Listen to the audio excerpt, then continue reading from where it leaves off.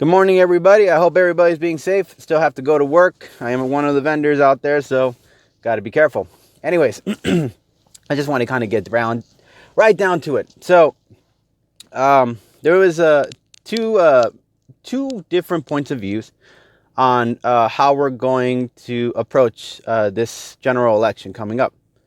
And here is one point of view. Today to staff and then to supporters on a call, swirling questions about how much longer his campaign would go on. And so a few different thoughts, and we'll have full coverage of this on tomorrow's broadcast program.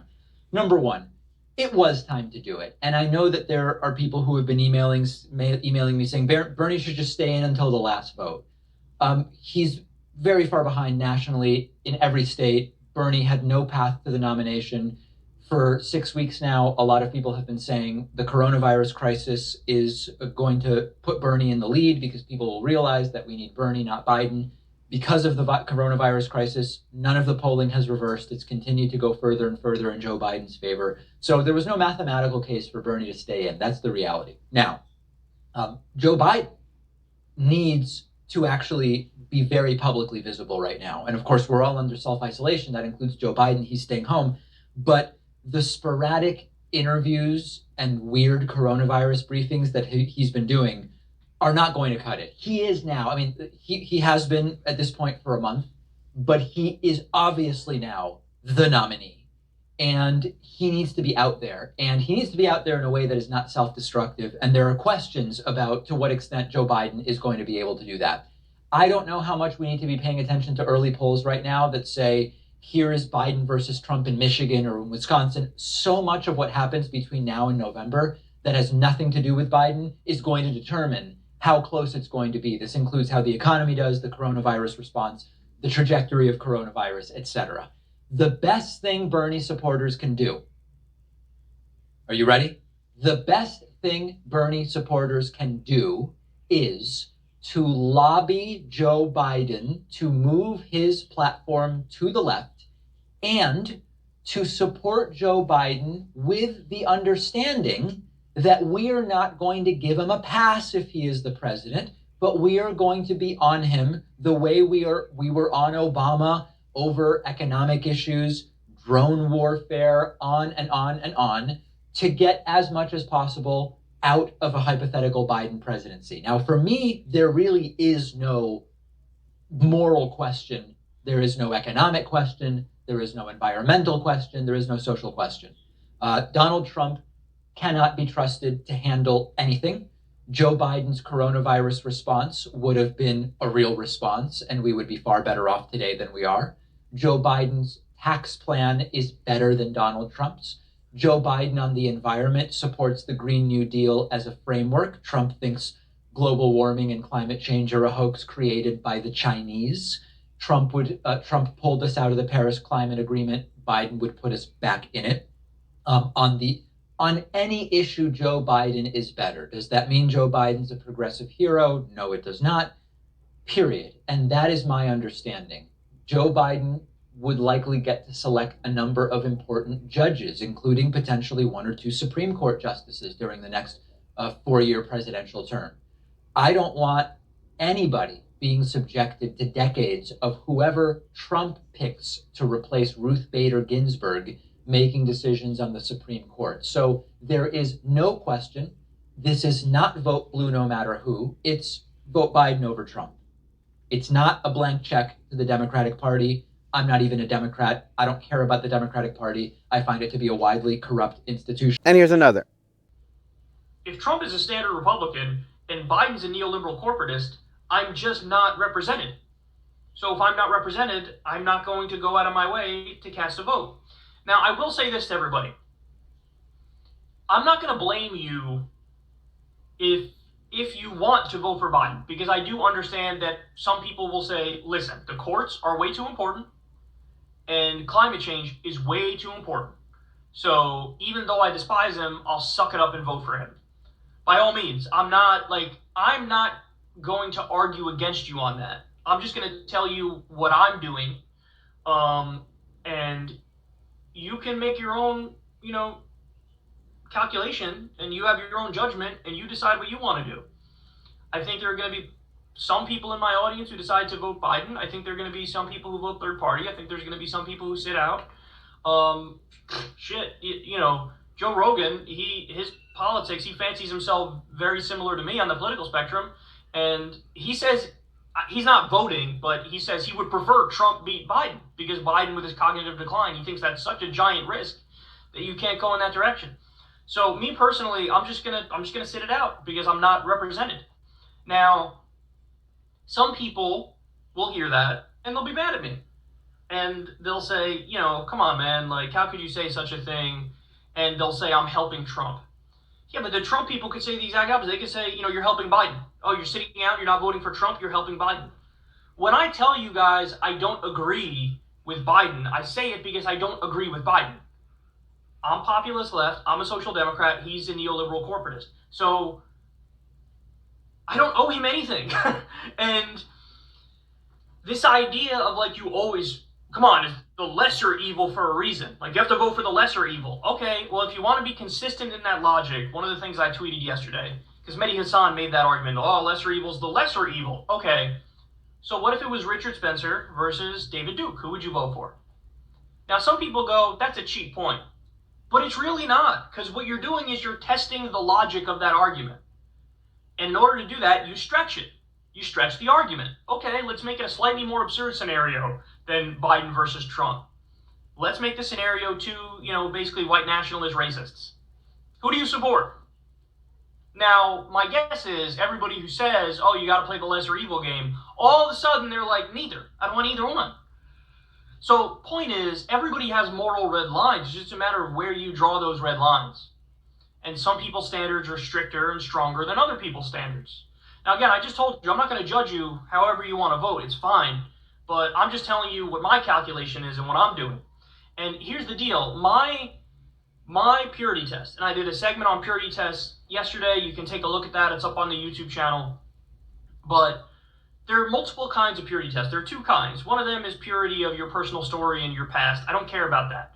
There are plenty of people who believe terrible things and then they don't believe terrible things. They made terrible jokes and now, they're a different person. So I don't care about your personal story. I don't care if you were a former criminal and you were rehabilitated. Now you're rehabilitated.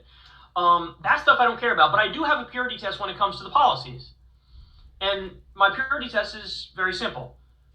You have to support either Medicare for all, free college, a living wage, ending the wars and putting that towards an infrastructure deal, or universal basic income, which I call Social Security for all. You have to support one of those things, and I have to be convinced you'll actually fight for one of those things, or I'm not going to vote for you. And in the case of Biden, of those things, the only thing that he makes gestures towards are living wage and ending the wars. And simply put, I don't believe that he's actually going to do those things, so I'm not going to vote. So, but like, again, I think my purity test is very lenient. My purity test is, I'm giving you 5 of my top policies. I have to be convinced you will fight for at least 1 or 2 of them. Okay. So, on one side, I have to hear both sides. And on one side, you're hearing that we can't afford another Trump. We just can't. So rather than to risk it, just vote for Biden. He still will do some good. He still do bad, but he'll still do some good. And that's what we need. We don't need someone who's going to do all bad. That's pretty much the approach. Okay, I can understand that logic. In the other hand, there is, I do not want to be shackled to a vote because I was put there. This wasn't a fair fight. And because of that, now they're telling me I have to vote for the one who's going to do the least amount of damage to the country or to us. And to that, it doesn't make any sense. So they say, why would I vote in general? Or why not just go a different direction and write someone in or something? And okay, so my point of view has already been kind of made before. I was a Bernie supporter. I don't really have a title for myself. I really hate labels because labels apparently aren't really legit, I feel like. I just feel like if you know a person, you'll know whether they're doing it for the right reasons or for the wrong reasons. And I have to say the Biden argument about how we have to vote for him because he's a little more less dangerous and he will do some incremental changes, I think is kind of, well, think about it in this way. Biden in 2008 voted for the bailout. Okay, so he would do the same thing, and he already did, like Trump was doing, bailing the big banks out. So we know he's not on our side. Okay. When it comes to causing lives, Trump has not handled the COVID-19 crisis very well. That's what everybody's is claiming, and I agree with it because he kind of made it seem soft until it got more serious later on. Biden voted for the war in Iraq, which caused countless lives, and even if you can say, "Whoops, that was a mistake," that's a really big mistake. That's lives. People are not tools. They're not chess pieces. They're not, something you can dispose. When you make decisions like that, it has to be a really, real serious, hard decision. You have to really, really believe that this is legitimately going to happen with 100% no doubt instead of believing 100% whatever they're telling you with deceit. Even though there was someone on the opposite side, Bernie Sanders, who was saying this is not a good idea. So think about it. You can't say that, everybody had to vote for that. No, they didn't. They didn't have to vote for that. So Biden caused lives. Will he cause more lives if he's in the seat? Yes. So this is my argument on this sense. Is it okay to vote someone in who is going to hurt human beings? Even if you say it's less or not hurting human beings, if you're okay with that, then vote Biden. Then vote him. Vote for him. That's up to you. If you're okay, because Trump's going to do the same, obviously. It doesn't make a difference. But the argument to say that, this one will do better than this, it's not. First off, we've survived 4 years of Trump. I'm not saying that he wouldn't be another 4 years of nightmare. He was a nightmare. He is a nightmare. But this narrative has been played before. If we're not paying attention, history will repeat itself. Think about it. George W. Bush is a perfect example. Actually, George Sr., Bill Clinton. George Sr. was considered a failure. That's why Bill Clinton took over and run. And then he was considered the guy who changed the game. And then George W. Bush Jr. ran. And he won for 2 years. And he did terrible things. Caused a lot of lies. He was reckless. He was bad for the economy. And then out of nowhere, uprises a man who we don't know might be a real legit person or not. And it turns out he was not. He was a decent guy, but he obviously fell in line when it came to selling out the American people to established politicians.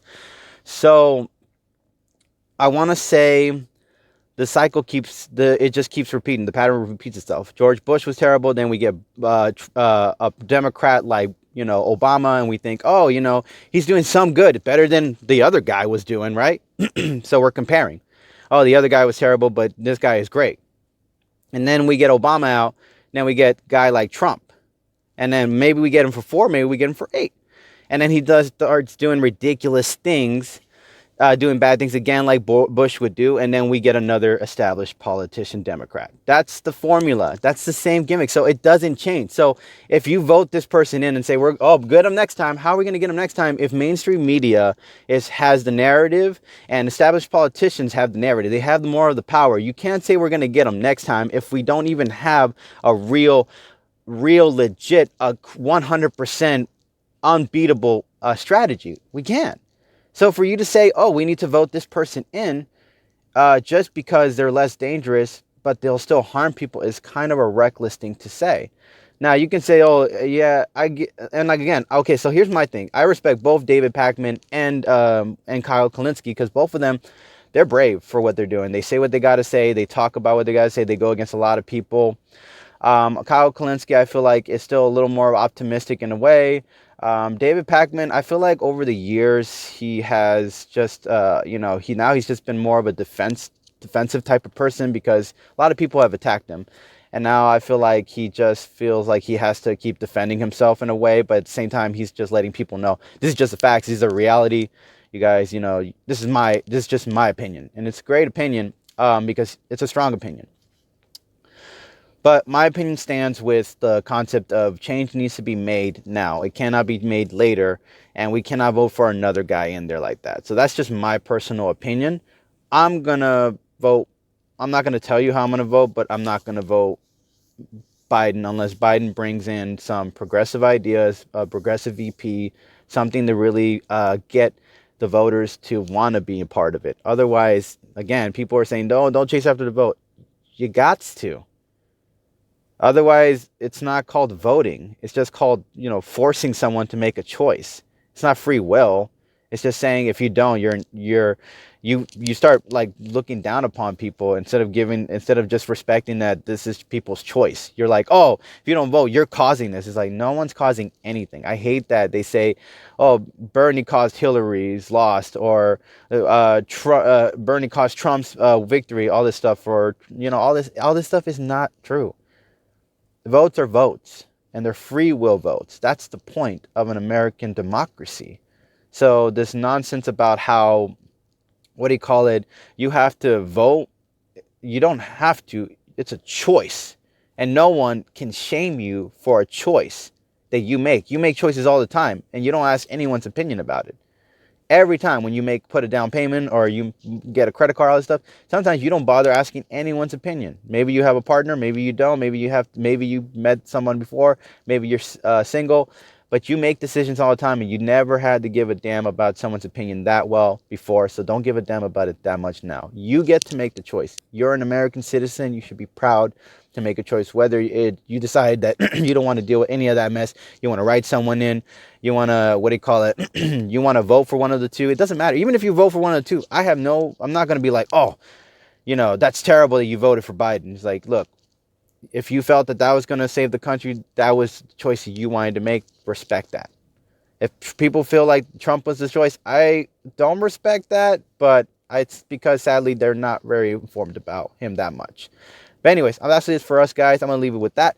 Hope you guys enjoyed this. If you guys did, please leave a like, subscribe, or share this channel. Hope you guys enjoyed this. Catch you guys later. Peace.